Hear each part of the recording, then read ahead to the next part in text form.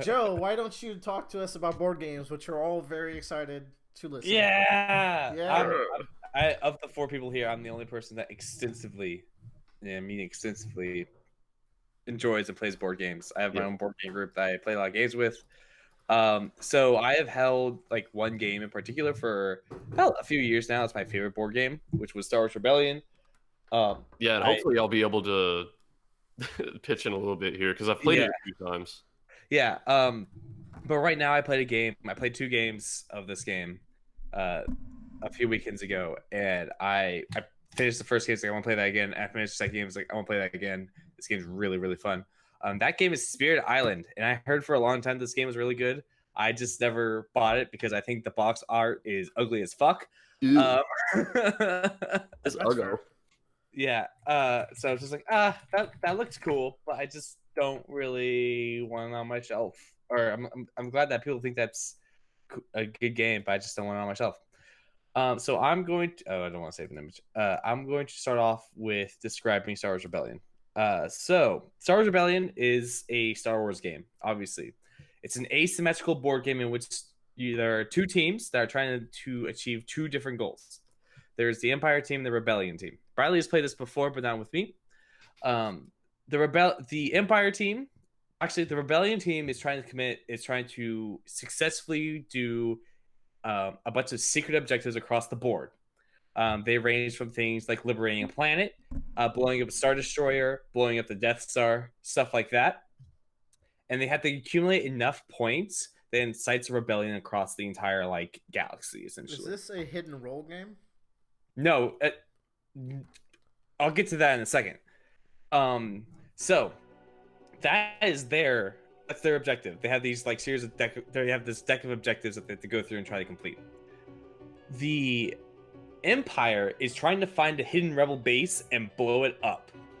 So what's great about this game is this huge map of the galaxy, and it looks like a risk game from the outset, but really this game is a big espionage game where one team is trying to find the location of the hidden base and send their forces there to take it over, while the other team is trying to strategically thin out the Empire to do strikes and to get these points so they can win the citizens of the galaxy over to their Yeah. side. I think the big mistake that someone new to this game might make is that if they're playing the rebellion side, and this is what I did, the I think your instinct is like, oh, they have ships, I have ships, I'm supposed to win battles against them.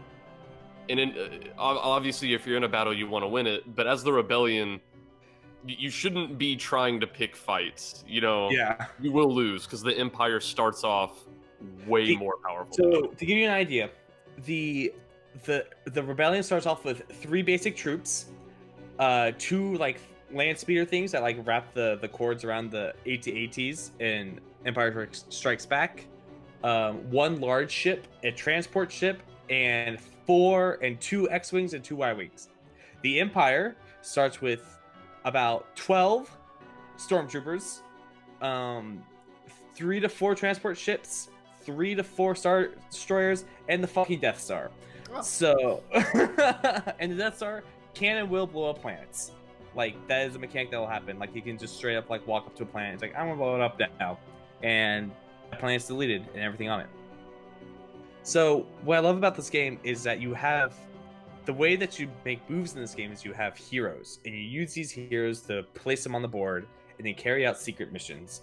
And through those secret missions, you do things like incite a rebellion on a planet, and you get 3 free troops, or you capture a rebel leader, or just a whole bunch of other like very thematic Star Wars things that you would do, and it's just like you're going back and forth with your opponent, and you have to outwit your opponent and play this bluffing game. It's like I'm going to make it look like I'm going to do this. I'm actually doing this. I'm going to use this opportunity to take this planet, or to move this planet, or to locate this, or to stop them from doing this. The Empire has to be like, all right, where the fuck is this base?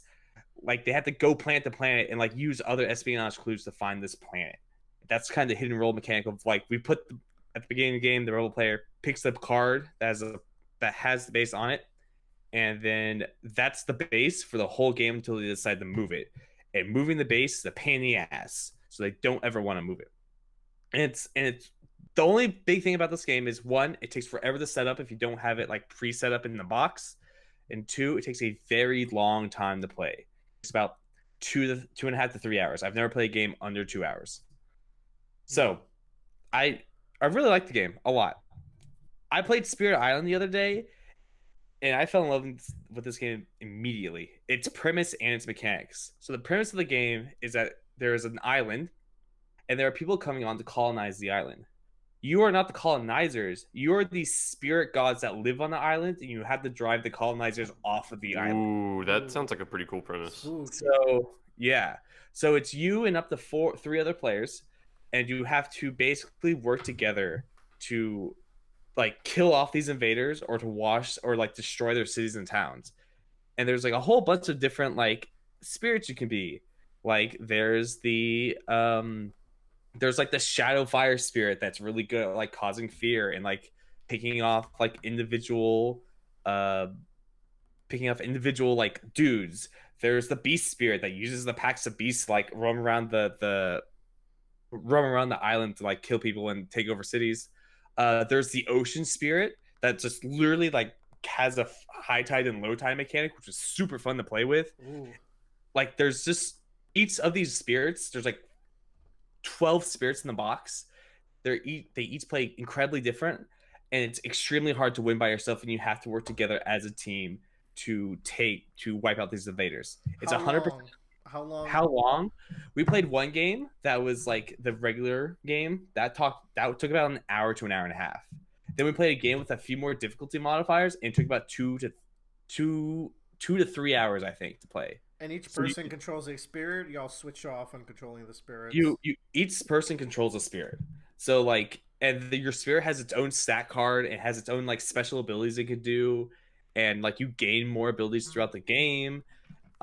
And you can like you can be like combo off of other people. It's a really fun game. Like I was just like this like premise is awesome. Everything works about it's really cool. It's not that hard to set up. It's not that long to play. It's pretty like it has a few complicated mechanics, but they're pretty easy to explain once you like go through one round of something. And I was just like, this is great. And you can play it like 100 different ways. There's different ways to scale it so you can make it really hard or really easy. Like I was just like, this game's great. I'm ashamed I didn't buy it because I want to buy it. My next question is, when are we gonna play it, Joe? I'm thinking of actually purchasing my own copy so I can take it with me wherever I go because I really like this game a lot.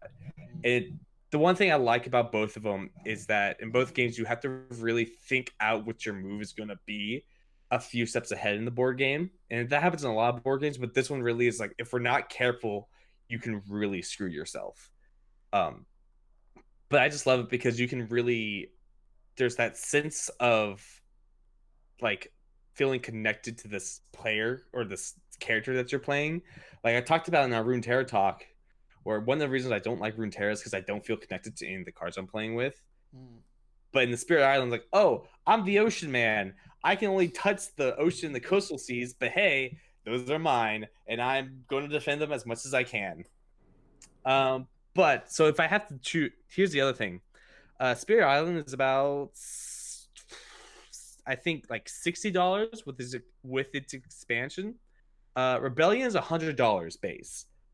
So I think of the two, I would go Spirit Island to get. You should. But yeah. And you should bring it, and we should play it. Yeah, it's tons of fun. That's it. I just want to say Spirit Island is really fun and great. I'm gonna play it 2 more times and see if it can take my top spot. But yeah, good board game talk. Mm-hmm. Cool. Cool.